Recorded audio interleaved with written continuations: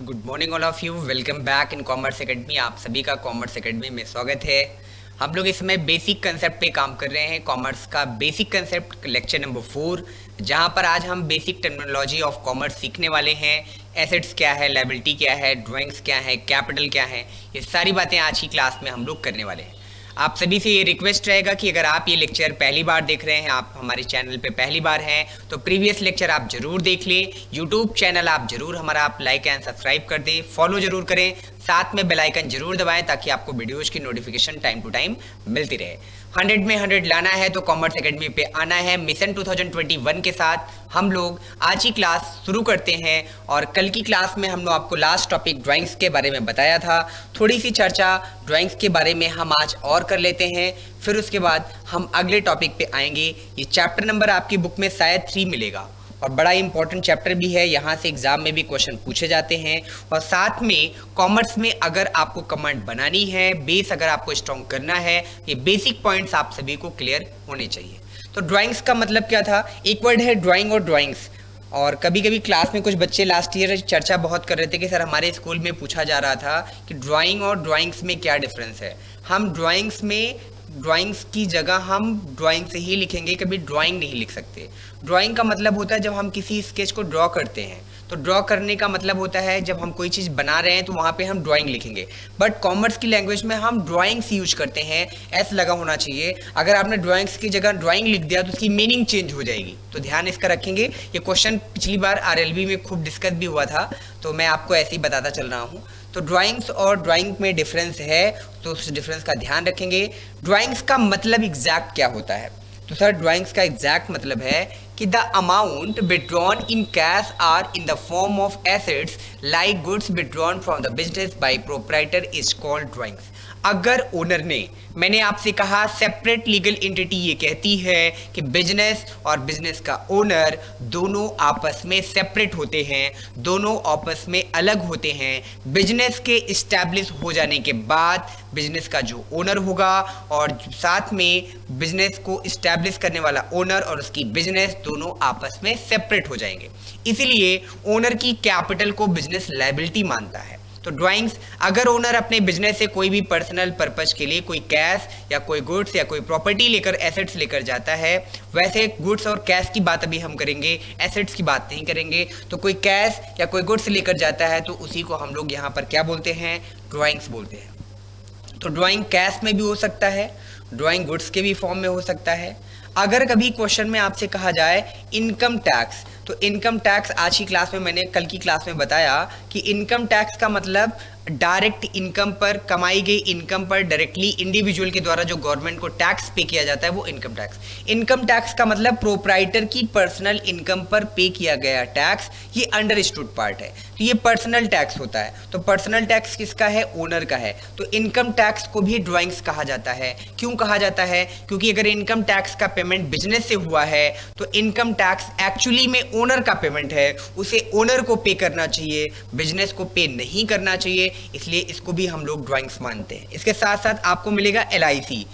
LIC अगर आपको कभी क्वेश्चन में मिल जाता है तो कभी बिजनेस की LIC नहीं होती। LIC का मतलब होता है लाइफ, यानी लाइफ इंश्योरेंस कॉर्पोरेशन, आप इसका पूरा नाम भी जानते हैं। तो LIC हमेशा पर्सन की लाइफ की होती है। तो जब भी LIC लिखा मिल जाए तो आप समझ जाना ये ओनर की लाइफ की LIC है, और ओनर की लाइफ या ओनर के फैमिली मेंबर की लाइफ का अगर LIC का पेमेंट बिजनेस से हो रहा है तो ये भी पर्सनल पर्पज हो गया। तो LIC को भी ड्राइंग्स कहा जाता है। यानी LIC क्वेश्चन में लिखा मिल जाए आप समझ जाना ड्राइंग्स की बात हो रही है। इनकम टैक्स लिखा मिल जाए आप समझ जाना ड्राइंग्स की बात हो रही है। और कैश या गुड्स विड्रॉ होने की बात क्वेश्चन आपसे बताए तो वो भी आपके लिए ड्राइंग्स कहलाएगा। ठीक है सर, ये पॉइंट हम लोगों को क्लियर हो गया है कि ड्राइंग्स क्या होता है, कैश में ड्राइंग्स क्या होती है, गुड्स में ड्राइंग्स क्या होती है। कैश का ड्राइंग्स का मतलब थोड़ा सा और बता देते हैं। मैंने कहा कि हमने बिजनेस से 1000 अपने बिजनेस से निकाला और अपने घर पे पर्सनल यूज के लिए लेकर चले गए, तो ये हमारे लिए क्या कहलाएगा, drawings in form of cash. ये आपके लिए पर्सनल पर्पज के लिए आपने पैसा निकाला तो drawings in form of cash. मेरा बिजनेस है और मैंने अपने बिजनेस से 10,000 का कोई गुड्स उठाया और अपने पर्सनल पर्पज के लिए लेकर चले गए। हो सकता है सर, हो सकता है हम AC के सप्लायर हूँ, हम एसी का डिस्ट्रीब्यूशन या supplier as a supplier work कर रहे हों, या गैस की एजेंसी हो, गैस की एजेंसी से हमने अपना गैस का एक बॉटला उठाया और अपने घर पे लेके चले गए, तो घर पे तो नहीं ले जा सकते, एक्चुअली वो बिजनेस का है। लेकिन अगर आपने अपना प्रोडक्ट बिजनेस से उठाकर पर्सनल पर्पज के लिए लेकर जाओगे तो उसे बोला जाएगा drawings in form of kind या इन फॉर्म ऑफ गुड्स।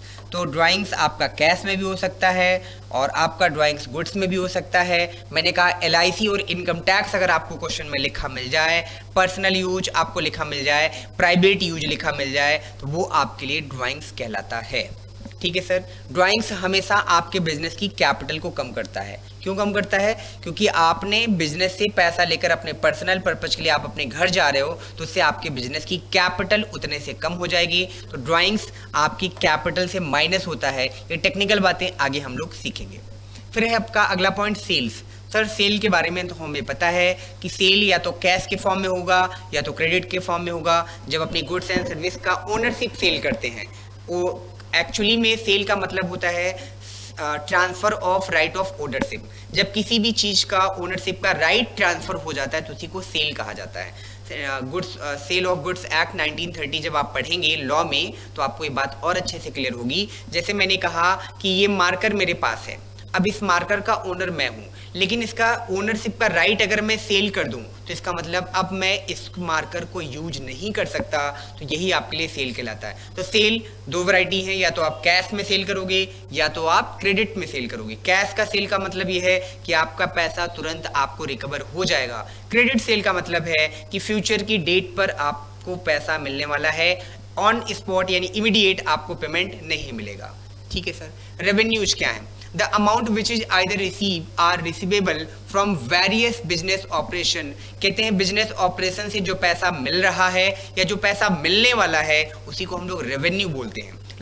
इसमें आपसे कह रहे हैं सेल ऑफ गुड्स, कहते हैं कि गुड्स को सेल करने से जो पैसा मिलता है वो हमारे लिए रेवेन्यू कहलाता है। इंटरेस्ट रिसीव अगर आपको हो रहा है, बैंक में पैसा जमा किया है बिजनेस ने, वहां से बिजनेस को अगर इंटरेस्ट मिल रहा है तो वो भी रेवेन्यू कहलाता है। डिविडेंड रिसीव, डिविडेंड क्या होता है? प्रॉफिट का वो पार्ट जो कंपनी के द्वारा शेयर होल्डर को डिस्ट्रीब्यूट किया जाता है उसी को हम डिविडेंड कहते हैं। तो डिविडेंड अगर रिसीव हो रहा है, रेंट अगर आपने आपकी प्रॉपर्टी आपके बिजनेस ने कोई पार्ट अपना रेंट कर रखा है, सबलेट कर रखा है, टू लेट कर रखा है, तो वहां से जो रेंट मिल रहा है, रिसीव हो रहा है, वो भी हमारे लिए रेवेन्यू कहलाएगा। तो रेवेन्यू एक्चुअली में इंडिकेट करता है आपकी इनकम को। रेवेन्यू या तो आप रिसीव करेंगे या तो आपके लिए वो रेवेन्यू रिसीवेबल होगा, यानी फ्यूचर की डेट में आपको मिलने वाला होगा। तो ये सर आपके लिए क्या कहलाएगा? रेवेन्यू कहलाएगा। चलिए आगे चलते हैं। अब रेवेन्यू में भी इसकी डिटेलिंग आपको दी गई है कि रेवेन्यू में कितनी वैरायटीज आपको पढ़ने को मिलेंगी, तो इसके बारे में आप पढ़ेंगे भी। अभी रेवेन्यू को कंप्लीट पढ़ लेंगे, फिर हम आगे चलते हैं एक्सपेंसेस के बारे में। PDF नोट्स भी हम आपको देंगे। बेसिक टर्मिनोलॉजी अगर बेटा हम एक एक पॉइंट पे अगर हम काम करेंगे तो फिर लेक्चर खत्म ही नहीं हो पाएगा। हम आपको उसका पॉइंट बताते चलते हैं, थोड़ा आप रीडिंग लगाइएगा। फिर भी नहीं क्लियर होगा तो लाइव क्लास में आप मेरे साथ जब कनेक्ट होंगे वहां आप बताते चलिएगा, आपकी प्रॉब्लम 100% सॉल्व हो जाएगी। ये पूरा का पूरा थ्योरेटिकल पार्ट है। कोई भी टीचर पढ़ाएगा थ्योरेटिकल पार्ट, तो थ्योरेटिकल पार्ट में जब तक थोड़ा सा मैंने बेसिक जैसे पढ़ाया, पहला लेक्चर दूसरा लेक्चर अगर आपने खूब ध्यान से सुना, ये थ्योरेटिकल पार्ट आपको सब बहुत अच्छे से क्लियर हो जाएंगे। एक्सपेंसेस लिखा था amount that are incurred for generating revenue. Revenue को जनरेट करने के लिए जो पैसा मार्केट में एक्सपेंड किया जाता है, इनकर्ड किया जाता है, उसी को हम एक्सपेंसेस कहते हैं। Expenses for example purchase of goods, payment of wages. कहते हैं कि सर जब आप किसी प्रोडक्ट को बनाएंगे तो उसके लिए आपको लेबर हायर करना पड़ेगा। लेबर को आप क्या पे करोगे? वेजेज पे करोगे, तो वो आपके लिए क्या कहलाएगा? एक्सपेंसेस। परचेज ऑफ गुड्स, जब आप प्रोडक्ट को बनाने की बात करोगे तो सर आपको रॉ मटेरियल भी परचेज करना पड़ेगा। तो जो रॉ मटेरियल आप परचेज करोगे वो आपको रॉ मटेरियल के परचेज करने के लिए जो आप पेमेंट करोगे वो आपके लिए क्या कहलाएगा सर? एक्सपेंसेस कहलाएगा। पेमेंट ऑफ वेजेज, वर्कर को जो आप पेमेंट करोगे वो आपके लिए वेजेज कहलाएगा, वो भी आपके लिए क्या कहलाएगा? एक्सपेंसेस। तो एक्सपेंसेस की डेफिनेशन क्या हुई? कहते हैं सर एक्सपेंसेस की डेफिनेशन है रेवेन्यू को जनरेट करने के लिए जो पेमेंट हम इनकर्ड करते हैं या जो बिजनेस पेमेंट इनकर्ड करता है उसी को एक्सपेंसेस कहा जाता है। Okay sir. अगला है आपका एक्सपेंडिचर। एक्सपेंसेस का पॉइंट क्लियर हो गया। अगला पॉइंट है आपका, क्या पॉइंट है आपका? एक्सपेंडिचर। लिखा है amount spent are liabilities incurred for the purchase of goods and service and for acquiring assets are called expenditure. Expenditure में एसेट्स भी कवर हो जाता है, जबकि एक्सपेंसेज में हम केवल रेवेन्यू नेचर के एक्सपेंडिचर की बात करते हैं। रेवेन्यू का मतलब जिनका पेमेंट रेगुलर बेस पे करना है, जो इनकम रेगुलर बेस पे मिलती है वो रेवेन्यू इनकम है, जो पेमेंट रेगुलर बेस पे जाना है वो आपके लिए रेगुलर रेवेन्यू एक्सपेंसेज है। एक्सपेंडिचर में हम रेवेन्यू और कैपिटल नेचर दोनों की बात करते हैं। तो एक्सपेंडिचर का मतलब जो पैसा बिजनेस ने मार्केट में इन्वेस्ट किया है, इनकर्ड किया है for the purchase of acquisition of assets या for the purpose of providing goods and services is known as expenditure। लिखा है purchase of machinery on credit और cash is expenditure of the business. अगर हमने machinery खरीदी तो machinery जो हमने परचेज की ये हमारी फिक्स एसेट्स है, नॉन करेंट एसेट्स है, ये टेंजिबल एसेट्स है। जब बिजनेस इसको परचेज करेगा, चाहे वो कैश में परचेज करे चाहे क्रेडिट में परचेज करे, तो ये बिजनेस के लिए एक्सपेंडिचर कहलाएगा। जबकि रेवेन्यू जनरेट करने के लिए जब हम कोई पैसा इनकर्ड करते हैं तो हमारे लिए एक्सपेंसेज कहलाता है। वर्कर को हमने वेजेस दिया वो हमारे लिए एक्सपेंसेज है, लेकिन हमने प्रोडक्ट को बनाने के लिए मशीनरी खरीदी, उसके लिए जो पेमेंट किया वो हमारे लिए एक्सपेंडिचर है। ओके सर, अब एक्सपेंडिचर में भी आपको पार्ट मिलेंगे क्या क्या? कैपिटल एक्सपेंडिचर, रेवेन्यू एक्सपेंडिचर और डिफर्ड रेवेन्यू एक्सपेंडिचर। यहां पर आपको मिलेगा deferred revenue expenditure. Capital expenditure क्या होते हैं सर? कैपिटल एक्सपेंडिचर का मतलब वो एक्सपेंडिचर होता है जिस पर फर्म ने पेमेंट किया है जिसकी लाइफ 12 मंथ से ज्यादा है, वो आपके लिए कैपिटल एक्सपेंडिचर कहलाते हैं। आपने बिल्डिंग खरीद लिया, आपने लैंड खरीदा, प्लांट खरीदा, मशीनरी खरीदा, अपने बिजनेस को चलाने के लिए अगर आपने कोई प्रॉपर्टी में पैसा लगाया तो वो आपके लिए कैपिटल नेचर का एक्सपेंडिचर कहलाता है। रेवेन्यू एक्सपेंडिचर क्या है सर? रेवेन्यू एक्सपेंडिचर वो एक्सपेंडिचर होते हैं जो रेवेन्यू को जनरेट करने के लिए किए जाते हैं, उन्हीं को हम रेवेन्यू एक्सपेंडिचर कहते हैं। वेजेस दे दिया, सैलरी दे दिया, रेंट दे दिया, इलेक्ट्रिसिटी बिल का पेमेंट कर दिया, ये सब हमारे लिए रेवेन्यू एक्सपेंडिचर कहलाते हैं। रेवेन्यू एक्सपेंडिचर रेगुलर होते हैं, इनको हर साल करना पड़ता है और ये रेगुलर बेसिस पे इनका पेमेंट होता है। इनकी लाइफ 12 मंथ होती है, फिर आप इनको बार बार पेमेंट करते रहते हैं। कैपिटल एक्सपेंडिचर रेगुलर नहीं करना होता है, आप हर महीने हर दिन आप लैंड, बिल्डिंग, प्लांट, मशीनरी नहीं परचेज करोगे। तो कैपिटल नेचर का जो एक्सपेंडिचर होता है वो एक्सपेंडिचर आपका रेगुलर नहीं होता है, जबकि रेवेन्यू नेचर का एक्सपेंडिचर आपका रेगुलर होता है। डिफर्ड रेवेन्यू एक्सपेंडिचर सर क्या होता है? डिफर्ड रेवेन्यू एक्सपेंडिचर वो एक्सपेंडिचर होता है जिसको आपने एक बार इनकर्ड किया लेकिन उसका बेनिफिट आप आने वाले कई ईयर्स में लेने वाले हैं, उसी को हम डिफर्ड रेवेन्यू एक्सपेंडिचर कहते हैं। डिफर्ड रेवेन्यू एक्सपेंडिचर में आपको एडवर्टीजमेंट सस्पेंस मिल जाता है, यानी बिजनेस को इस्टेब्लिश करते टाइम, जैसे मान लीजिए मैंने आपको कहा कि आप मार्केट में कोई बिजनेस इस्टेब्लिश कर रहे हैं और बिजनेस को इस्टेब्लिश करने के टाइम आपको क्या करना पड़ेगा? सर हमें ये करना पड़ेगा कि एडवर्टीजमेंट करना पड़ेगा, तभी तो हम बिजनेस रन करा पाएंगे। अब पहली बार आपने बिजनेस इस्टेब्लिश किया तो पहली बार में आपने अपने बिजनेस को चलाने का जो एडवर्टीजमेंट किया वो एडवर्टीजमेंट आपको करना पड़ा 50 लाख का। ये 50 लाख का आपने एडवर्टीजमेंट किया बिजनेस में पहली बार। अब 50 लाख का खर्चा अगर आप पहली बार अपने बिजनेस के पीएल में रिकॉर्ड कर दोगे फिनेंशियल स्टेटमेंट में, तो फर्स्ट ईयर ही आपके बिजनेस में लॉस होने लगेगा, क्योंकि 50 लाख का अमाउंट बहुत बड़ा है। लेकिन बिजनेस पहली बार मार्केट में स्टैब्लिश होने जा रहा था, तो आप चाह रहे थे कि आपका प्रमोशन अच्छा हो। प्रमोशन का बहुत अच्छा कनेक्शन होता है आपके बिजनेस के साथ। प्रमोशन अच्छा होगा तो लोग आपके प्रोडक्ट और सर्विस के बारे में अवेयर होंगे। जितनी आप अच्छी सेलिब्रिटी से अपने प्रोडक्ट का प्रमोशन कराएंगे, आपका पेमेंट उतना ज्यादा हो जाएगा। तो 50 लाख का अगर आपने प्रमोशन कराया, एडवर्टीजमेंट कराया, तो क्वेश्चन ये है कि 50 लाख का बेनिफिट आपको केवल एक साल मिलेगा या आने वाले कई साल में आपको इसका बेनिफिट मिलने वाला है? तो इसका रिप्लाई आएगा कि सर इसका बेनिफिट एक साल में नहीं मिलेगा। अगर अमिताभ बच्चन ने, बिग बी ने या किसी अच्छे क्रिकेटर ने, विराट कोहली ने, महेंद्र सिंह धोनी ने अगर हमारे प्रोडक्ट का एडवर्टीजमेंट कर दिया तो पब्लिक के माइंड में प्रोडक्ट केवल एक साल तक नहीं रहेगा, या जब तक वो एडवर्टीजमेंट करेंगे तभी तक प्रोडक्ट नहीं बिकेगा, बल्कि उसका बेनिफिट कई सालों तक हमें मिलता रहेगा। तो जब कोई एक्सपेंडिचर ऐसा फर्म करती है, बिजनेस करती है, जो करंट में तो एक्सपेंडिचर कर रही है लेकिन उसका बेनिफिट आने वाले कई ईयर्स में मिलने वाला है, तो उसको हम लोग डिफर्ड रेवेन्यू एक्सपेंडिचर कहते हैं। और डिफर्ड रेवेन्यू एक्सपेंडिचर, जैसे मैंने कहा इसका बेनिफिट कितने ईयर में मिलेगा, तो किसी ने मुझे कहा कि सर इसका बेनिफिट आपको 15 ईयर में या आपको 25 ईयर तक इसका बेनिफिट मिलता रहेगा। एक बार आप एडवर्टीजमेंट अच्छे सेलिब्रिटी से करा दो, आपकी ब्रांड वैल्यू बन जाए, आपके प्रोडक्ट में क्वालिटी अच्छी होगी, तो कस्टमर एक बार अगर टेस्ट आपके प्रोडक्ट का कर लेगा और आपने प्रमोशन भी खूब अच्छा कर दिया, तो फिर आपका ये प्रोडक्ट 25 साल तक दोबारा आपको इतने बड़े एडवर्टीजमेंट की जरूरत नहीं पड़ेगी। कस्टमर आपके प्रोडक्ट को हाथों हाथ ले लेगा और आपका प्रोडक्ट खूब सेल होगा और आपका प्रॉफिट भी खूब होने वाला है। तो 25 ईयर अगर किसी ने मेरे से बोला, इसका मतलब हर साल पर ईयर मेरे ऊपर जो एडवर्टीजमेंट के नाम पर खर्चा आएगा वो कितना आएगा, 2 लाख। तो हर ईयर हम अपने पीएल में 2 लाख ही केवल एक्सपेंडिचर रिकॉर्ड करेंगे, बाकी का बैलेंस अपनी बैलेंस शीट के एसेट्स में रिकॉर्ड करेंगे। इसलिए इसको डिफर्ड रेवेन्यू एक्सपेंडिचर कहा जाता है। बड़ा इंपॉर्टेंट भी है, इसको एक बार और रिपीट कर लेंगे, ध्यान से सुन लेंगे। तो एक्सपेंडिचर के डिवीजन क्या क्या है? Capital nature expenditure, revenue expenditure और deferred revenue expenditure. Capital nature जिसकी लाइफ 12 मंथ से अबव है, यानी आपने ऐसा कोई एक्सपेंडिचर किया जिसका इन्वेस्टमेंट, ऐसा आपने कोई कर दिया एक्सपेंडिचर आपने किया जिसकी लाइफ 12 मंथ से ऊपर है, land, building, plant, machinery, furniture. दूसरी कैरेक्टरिस्टिक इसकी क्या है? ये रेगुलर बेसिस पे नहीं होती है सर, यानी आप डेली आप एसेट्स नहीं खरीदोगे, ये आपके यहाँ पर रेगुलर बेसिस पे नहीं होगा। रेवेन्यू रेगुलर बेसिस पे होगा, पहली कैरेक्टरिस्टिक्स है। दूसरा, इसका पर्पज रेवेन्यू जनरेट करना होगा, इनकम जनरेट करने के पर्पज से ये एक्सपेंडिचर किया जाएगा। डिफर्ड रेवेन्यू एक्सपेंडिचर किया तो सर एक बार जाएगा, लेकिन इसका बेनिफिट आपको कई सालों तक मिलता रहेगा।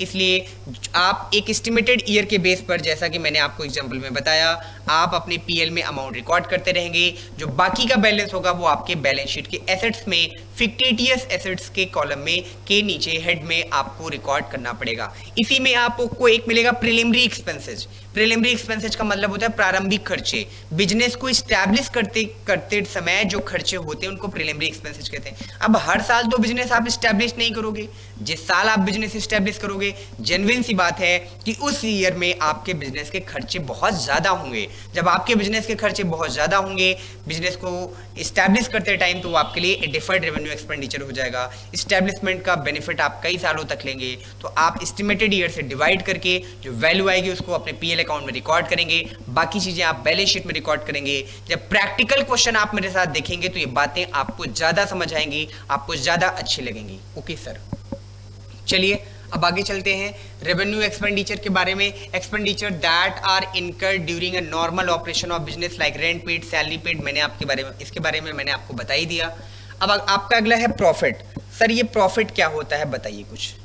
तो प्रॉफिट के बारे में आप लोग बचपन से सुनते आ रहे हैं, इनकम माइनस एक्सपेंडिचर को ही प्रॉफिट कहा जाता है। लिखा है profit refer to the excess of revenue over related expenses. कहते हैं कि किसी भी बिजनेस का जो एक्सपेंडिचर है उससे उस बिजनेस की इनकम जितना एक्सेस हो जाती है उसी को हम प्रॉफिट कहते हैं। इसका मतलब अगर हम प्रॉफिट का फॉर्मूला लिखें तो प्रॉफिट इक्वल टू फॉर्मूला हो जाएगा, क्या फॉर्मूला हो जाएगा? Income minus expenditure. इनकम में से अगर एक्सपेंडिचर यानी माइनस कर दें तो हमें क्या मिलेगा? प्रॉफिट। ये सर हम बचपन से पढ़ते आए हैं कि प्रॉफिट का फॉर्मूला यही होता है। किसी बिजनेस की अगर आपको प्रॉफिट निकालने हैं तो आप उस बिजनेस के प्रॉफिट में से उस बिजनेस के खर्चे माइनस कर दीजिए, तो जो भी आपके पास आएगा वो आपके लिए प्रॉफिट कहलाएगा। ठीक है सर, ओके। चलिए अब अगली बात कर लेते हैं। अगला पॉइंट क्या है आपके यहाँ पर? प्रॉफिट के साथ साथ आपको अगला पॉइंट मिला गेन।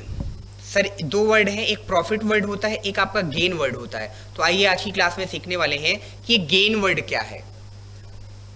लिखा है कि gain refer to the profit from non recurring business transaction, for example profit on sale of machinery. कहते हैं कि सर गेन का मतलब है जो प्रॉफिट नॉन रिकरिंग बेस पे हो, यानी जो रेगुलर बेसिस पे ना हो, जो कभी कभार हो जाए। मेरे बिजनेस में एक मशीनरी थी, मेरे बिजनेस का एक कंप्यूटर था, मुझे लगा अब ये कंप्यूटर यूज होने वाला नहीं है, मैंने कंप्यूटर 50,000 में परचेज किया था। 2 ईयर यूज करने के बाद 10,000 का डेप्रिसिएशन लग चुका था, यानी डेप्रिसिएशन का मतलब उसकी वैल्यू 10,000 से कम हो चुकी थी। आज की डेट में कंप्यूटर की वैल्यू 40,000 थी, लेकिन मार्केट में मैंने अपने कंप्यूटर को 42,000 में सेल कर दिया। तो जो 2,000 हमें एक्स्ट्रा मिला वो हमारे लिए गेन कहलाया, प्रॉफिट नहीं।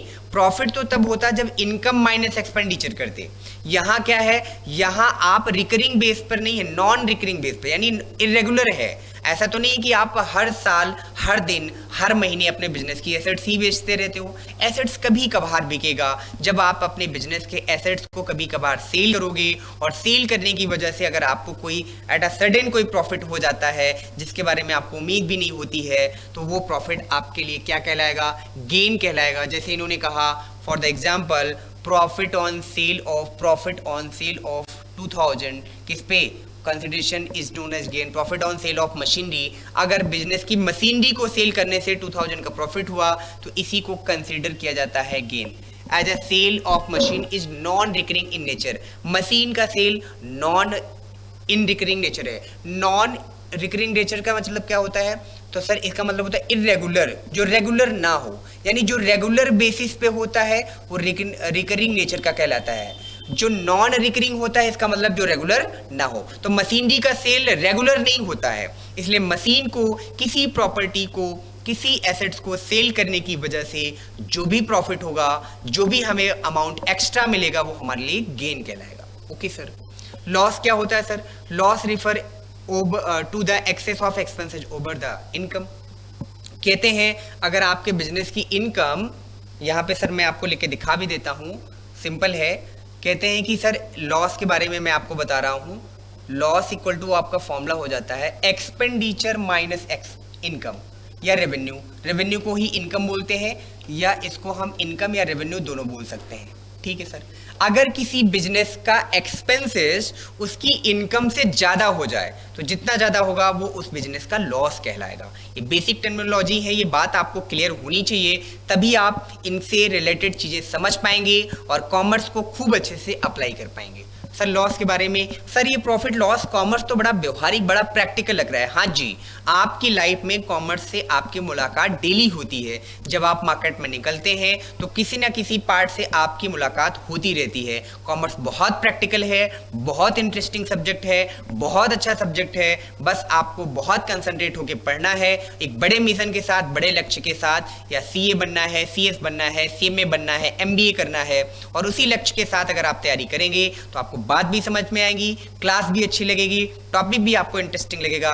जब तक आप मिशन नहीं बनाओगे, गोल नहीं बनाओगे, अपना ऑब्जेक्ट डिसाइड नहीं करोगे, तब तक इस चैप्टर का, टॉपिक का, विषय का, सब्जेक्ट का आपके ऊपर कोई कनेक्शन नहीं हो पाएगा, कोई इम्पैक्ट नहीं पड़ेगा।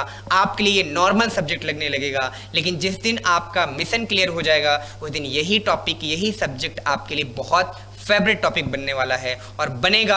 आप जरूर इसके लिए आप मिशन बनाएंगे, ये मुझे पूरा पूरा विश्वास है। चलिए सर, अगली बात करते हैं डिस्काउंट की। ये डिस्काउंट क्या होता है सर? नाम तो सुना है डिस्काउंट, और हम लोग डिस्काउंट लेते भी खूब हैं, और कोचिंग क्लासेज में तो सर खूब सारा हम आते हैं। सबसे पहले हमारा काम होता है कि सर कितने की छूट देने वाले हैं आप?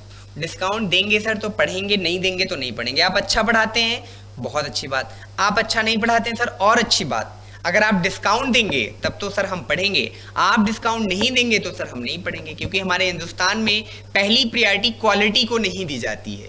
10% लोग हैं जो क्वालिटी प्रेफर करते हैं, 90% के लोग जो हैं वो पैसा, मनी डिपेंड करते हैं, वो प्रेफर करते हैं कि अगर कोई बंदा 2000 में अकाउंट पढ़ा रहा है ना सर, वो सबसे अच्छा है, चाहे कैसा भी पढ़ाए, क्योंकि पैसा कम लेता है। और हम लोग ये बार बार आपसे कहते हैं कि ब्रांड का अपना खुद का एक अमाउंट होता है, खुद का पैसा होता है, आप ब्रांडेड सामान भी खरीदते हैं। आप लोकल क्यों नहीं परचेज करने जाते हैं? क्यों? क्योंकि आपको लोकल की क्वालिटी पे भरोसा नहीं। सर आज लेंगे कल टूट जाएगा। ब्रांडेड में आप क्लेम कर सकते हैं, आपको उसमें क्वालिटी मिलेगी, तो इसलिए आप डिस्काउंट को लेकर थोड़ा सा बहुत ज़्यादा आप लोग ध्यान मत दिया करिए। हाँ, बिजनेस में डिस्काउंट का क्या रोल है वो मैं आपको पढ़ाने चल रहा हूँ।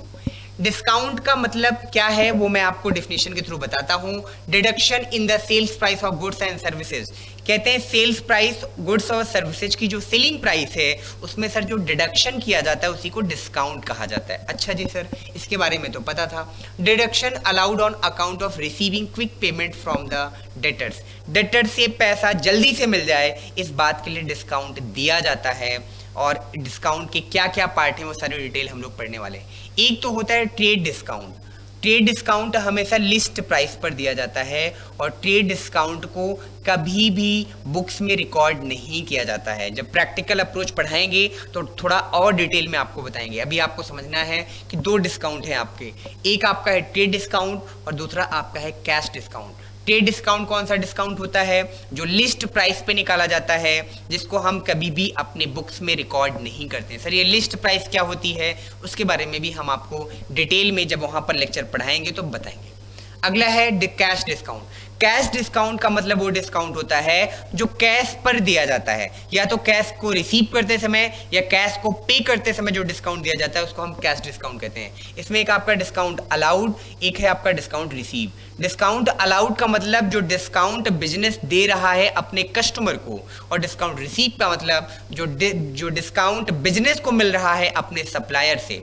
बिजनेस भी तो रॉ मटेरियल खरीदने जाता है या बिजनेस भी प्रॉपर्टी एसेट्स खरीदने जाता है, तो जब बिजनेस को मार्केट से डिस्काउंट मिलता है तो वो डिस्काउंट रिसीव कहलाता है। और जब बिजनेस डिस्काउंट अपने कस्टमर को देता है कि मेरा पैसा जल्दी से जल्दी कस्टमर मुझे दे दे, मेरा पैसा मार्केट से जल्दी से रिटर्न हो जाए, मेरा पैसा बैड डेट्स ना होने पाए, मेरा पैसा डूबने ना पाए, तो उस पर्पज से ये डिस्काउंट दिया जाता है जिसको हम डिस्काउंट अलाउड कहते हैं। तो सर डिस्काउंट का मतलब क्या हुआ? Reduction in the value of sales price of goods and services. Goods and services की जो सेलिंग प्राइस का जो रिडक्शन है उसी को डिस्काउंट कहते हैं। डिस्काउंट में दो डिस्काउंट मिलेंगे, ट्रेड डिस्काउंट और क्या मिलेगा? Cash discount. Trade discount list price पे कैलकुलेट होता है। ट्रेड डिस्काउंट को कभी भी हम अपने बुक्स में रिकॉर्ड नहीं करते हैं। जब हम लिस्ट प्राइस में से ट्रेड डिस्काउंट माइनस करते हैं तो हमें इनवाइस प्राइस मिलती है और ट्रांजैक्शन को इनवाइस प्राइस पर ही रिकॉर्ड किया जाता है। Okay sir. फिर हमने कहा कैश डिस्काउंट। कैश डिस्काउंट का पर्पज है कैश से रिलेटेड ट्रांजैक्शन पे कैश डिस्काउंट दिया जाता है। कैश रिसीव करना है तो वहां पर डिस्काउंट अलाउ करना पड़ेगा। जब आप सामने वाले को डिस्काउंट देंगे तभी आपकी कैश की रिकवरी आपको मिलेगी, यानी वो जल्दी पेमेंट करेगा। जैसे मैंने ऑफर कर दिया कि जो कस्टमर मुझे 10 सितंबर तक का पेमेंट कर देंगे, अप टू 10 सितंबर पेमेंट करने पर उनको पेमेंट का 90% पेमेंट करना पड़ेगा, यानी 10% का ऑफ हो जाएगा। फिर हमने कह दिया कि जो लोग हमें 15 सितंबर तक पे करते हैं उनको 95% पे करना पड़ेगा, यानी उनको 5% का ऑफ मिलेगा। यानी डिस्काउंट हम अलाउ करेंगे कस्टमर को। जब हम डिस्काउंट कस्टमर को देंगे तब डिस्काउंट जल्दी से हमारा पैसा हमें रिकवर करेगा, हमें वापस करेगा, क्योंकि उसको डिस्काउंट का एक लिमिट टाइम होगा। वो समझ जाएगा कि अगर मुझे पैसा आज नहीं तो कल देना ही है, क्यों ना डिस्काउंट का बेनिफिट लेकर कम डिस्काउंट का पैसा माइनस करके बाकी पैसा हम पे कर दें। तो डिस्काउंट अलाउ कौन करेगा? बिजनेस। किसको करेगा? कस्टमर को। डिस्काउंट रिसीव किसको होगा? बिजनेस को। मैंने आपसे पहले भी कहा सेपरेट लीगल एंटिटी में आपको सारी बातें बिजनेस के पॉइंट ऑफ व्यू से सोचनी है। और बिजनेस कह रहा है कि जब हम सप्लायर से सामान खरीदने जाएंगे और अगर सप्लायर ने हमको डिस्काउंट देने की बात कर दी, वो सप्लायर कहता है कि सर आप होलसेल में खूब सारा रॉ मटेरियल मेरे यहाँ से लेकर जाते हैं, हम आपको अपने कंडीशन के अकॉर्डिंग, टर्म एंड कंडीशन के अकॉर्डिंग हम आपको 5% का डिस्काउंट देंगे, तो वहां पर डिस्काउंट हमें रिसीव हो जाएगा। यानी बिजनेस को डिस्काउंट आउटसाइडर से मिलेगा और बिजनेस डिस्काउंट अलाउ अपने कस्टमर को करेगा या अपने उस डेटर को करेगा, उस पार्टी को करेगा जिससे पैसा उसको मिलना है। ओके सर, ये डिस्काउंट की कहानी हम लोगों को क्लियर हो गई।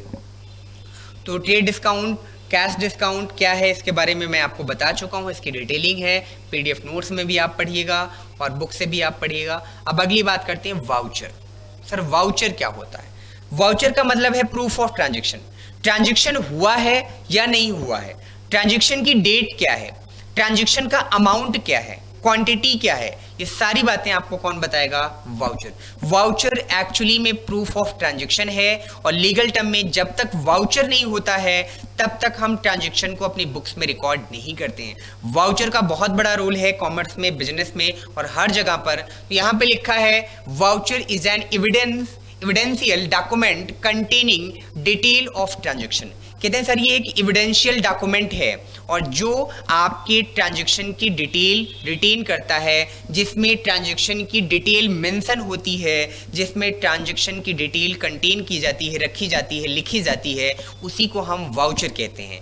जैसे आपने किसी बुक स्टोर पर आप गए, वहां से आपने अकाउंट की, कॉमर्स की बुक्स परचेज की, तो वो आपको एक वाउचर बना के देता है। उसमें उसका नाम, उसका इनवाइस नंबर, उसका मोबाइल नंबर, उसकी कॉमन सील, उसका सिग्नेचर, कितनी बुक्स आपने ली, बुक्स की प्राइस क्या है, उस पर उसने डिस्काउंट उसने कितना काटा, ये सारी डिटेल बनाकर आप के पेमेंट करने के बाद वो आपको जो पर्ची, जो स्लिप आपको देता है, उसी को हम लोग क्या बोलते हैं, वाउचर बोलते हैं। तो वाउचर में some example of the voucher, bill हो गया, रिसिप्ट हो गया, कैश मेमो हो गया, उसी को हम वाउचर कहते हैं। जैसे आप कोचिंग इंस्टीट्यूट में फीस सबमिट करते हैं, तो फीस सबमिट करने के बाद आपको कोचिंग की तरफ से एक बिल आपको मिल जाता है।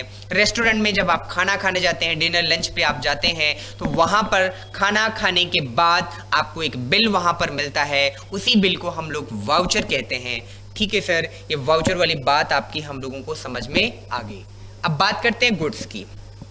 बड़ा इंपॉर्टेंट पॉइंट है कि सर ये गुड्स क्या होता है, क्योंकि बच्चे गुड्स और एसेट्स में कभी कभी कंफ्यूज हो जाते हैं। उनको लगता है कि गुड्स और एसेट्स एक ही चीज है।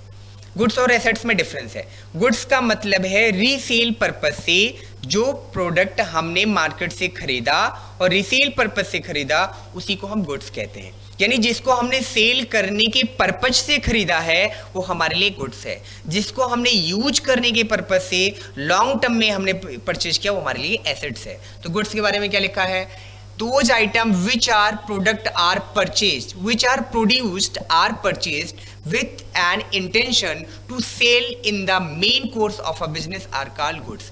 कहते हैं जिन प्रोडक्ट को प्रोड्यूस किया गया है या परचेज किया गया है सेल करने के पर्पज से, उन प्रोडक्ट को हम लोग क्या बोलते हैं, गुड्स बोलते हैं। अगर मान लीजिए, बहुत इंपॉर्टेंट पॉइंट है ये, बहुत ध्यान से सुनिए, कॉमर्स में बहुत ही इंपॉर्टेंट पॉइंट है। मैंने कहा कि मैं फर्नीचर खरीदता हूं, मैं फर्नीचर खरीदता और बेचता हूं, तो फर्नीचर मेरे बिजनेस के लिए क्या कहलाएगी, गुड्स कहलाएगी, क्योंकि मैं फर्नीचर का बिजनेस करता हूं। मैं कम रेट पे फर्नीचर लाता हूं और उसको मेंटेन करके हायर रेट पे सेल करता हूं, ये मेरे लिए गुड्स कहलाएगा। लेकिन एक कोचिंग इंस्टीट्यूट जो फर्नीचर खरीदने बेचने का काम नहीं करती, तो वही फर्नीचर वो अपने यहाँ पर एज अ प्रॉपर्टी यूज करती, एज अ एसेट्स यूज करती है। वो फर्नीचर को यूज करने के पर्पज से खरीदती है, यानी वो फर्नीचर को रीसेल पर्पस से नहीं खरीदती है, तो फर्नीचर उसके लिए क्या बन जाएगा, एसेट्स बन जाएगा। बच्चे यहां कंफ्यूज हो जाते हैं कि सर आप एक बार कहते हो कि फर्नीचर गुड्स है, एक बार आप कहते हो फर्नीचर एसेट्स है।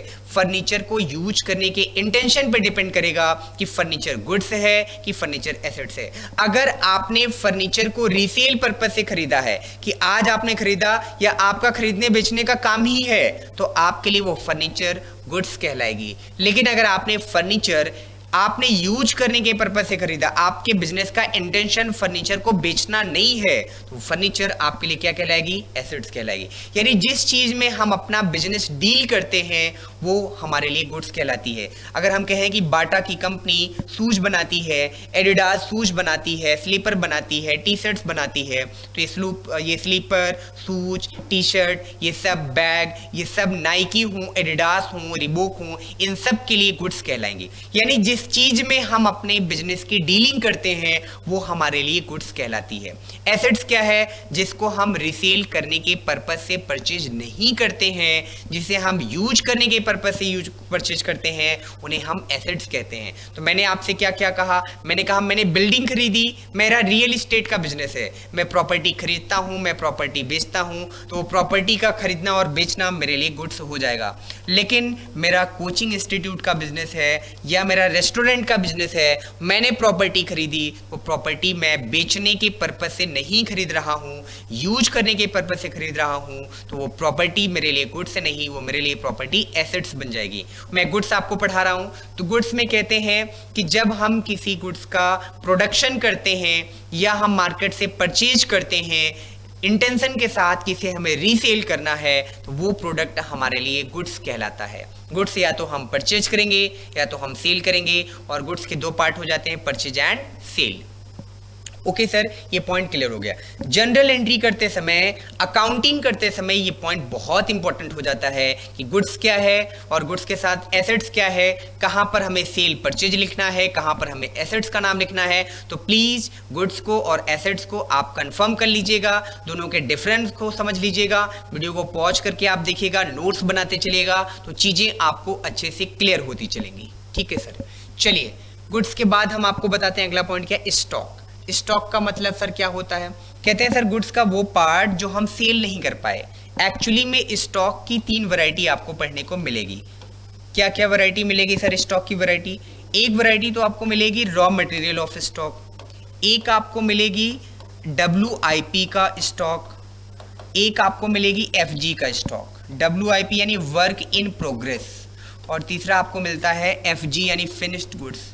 हमने रॉ मटेरियल मार्केट से खरीदा 1000 यूनिट और हम इस बार प्रोडक्शन में यूज कर पाए 800 यूनिट। तो कितना यूनिट यूज नहीं कर पाए रॉ मटेरियल का? 200 यूनिट। तो ये 200 यूनिट हमारे लिए रॉ मटेरियल का स्टॉक कहलाएगा। स्टॉक का मतलब हमारे गुड्स का वो पार्ट जो इस ईयर में या किसी सर्टेन ईयर में या किसी पर्टिकुलर टाइम पीरियड में हम कंज्यूम नहीं कर पाए, यूज नहीं कर पाए अपने ऑब्जेक्ट के लिए, जो हमारे पास बचा हुआ है, हमारी फैक्ट्री के स्टोर रूम में रखा हुआ है, वो हमारे लिए स्टॉक कहलाता है। स्टॉक की 3 वैरायटी है, रॉ मटेरियल का स्टॉक, WIP यानी वर्क इन प्रोग्रेस का स्टॉक, और तीसरा फिनिश्ड गुड्स यानी FG फिनिश्ड गुड्स का स्टॉक। तो फिनिश्ड गुड्स का जो स्टॉक है वो आपके लिए FG कहलाता है।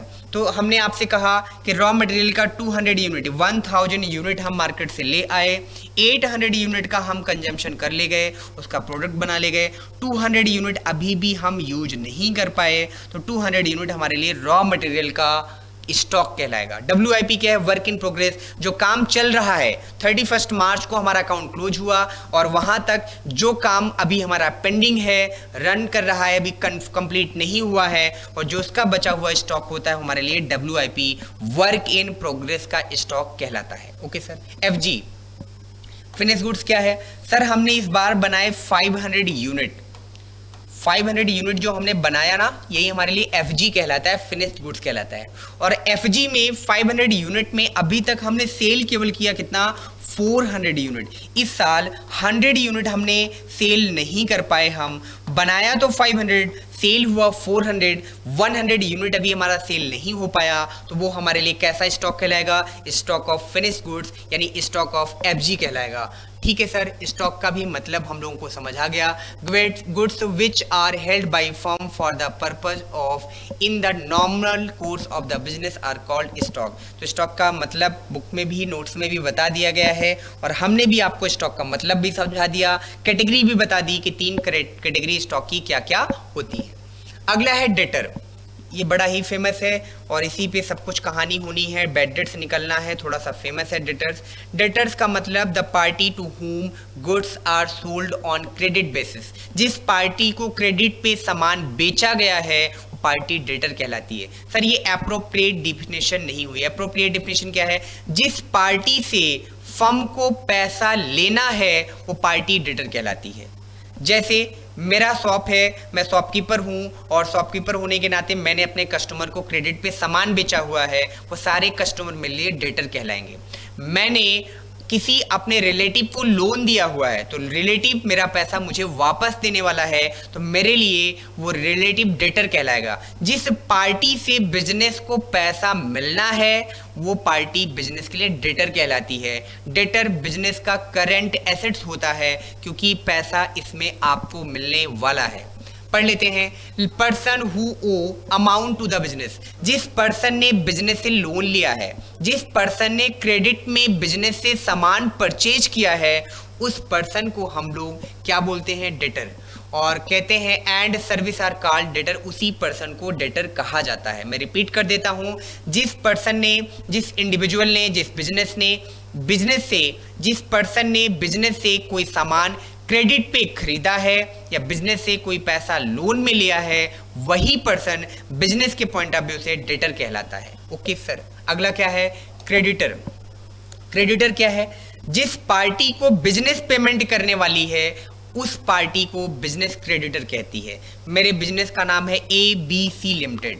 मैंने ये बिजनेस का नाम रख दिया ABC लिमिटेड। लिमिटेड का मतलब एक कंपनी हो गई, हमारी पब्लिक कंपनी हो गई। PBT LTD लिखा होता तो प्राइवेट लिमिटेड कंपनी हो जाती। ABC लिमिटेड अपने सप्लायर से क्रेडिट में सामान खरीदती है। सप्लायर का नाम मान लीजिए राम है, तो राम से क्रेडिट में सामान खरीदती है, और क्या खरीदती है क्रेडिट में? रॉ मटेरियल खरीदती है। तो जो रॉ मटेरियल क्रेडिट में खरीदती है उसका पैसा अभी बिजनेस को चुकाना है। बिजनेस वो पैसा किसको पे करेगा? बिजनेस वो पैसा पे करेगा राम को। तो राम बिजनेस के लिए क्रेडिटर कहलाएगा। क्रेडिटर का मतलब the party to whom business owe amount. जिस पार्टी से बिजनेस ने लोन लिया है वो बिजनेस के लिए क्रेडिटर कहलाती है, और जिस पार्टी ने बिजनेस से लोन लिया है वो पार्टी बिजनेस के पॉइंट ऑफ व्यू से डेटर कहलाती है। पॉइंट आई थिंक क्लियर हो गया होगा। तो कहते हैं कि सर, और एबीसी लिमिटेड ने एक कस्टमर को सामान बेचा हुआ है क्रेडिट पे, उस कस्टमर से पैसा कंपनी को लेना है, तो कस्टमर बिजनेस के लिए डेटर कहलाएगा। यानी जिस पार्टी से बिजनेस को पैसा लेना है वो पार्टी बिजनेस के लिए डेटर कहलाती है। जिस पार्टी से बिजनेस ने लोन लिया है वो पार्टी बिजनेस के लिए क्रेडिटर कहलाती है। क्रेडिटर बिजनेस की करंट लायबिलिटी होती है, क्योंकि विद इन 12 मंथ इनका पेमेंट बिजनेस के द्वारा किया जाना होता है। तो क्रेडिटर करंट लायबिलिटी है, डेटर बिजनेस का करंट एसेट्स होता है।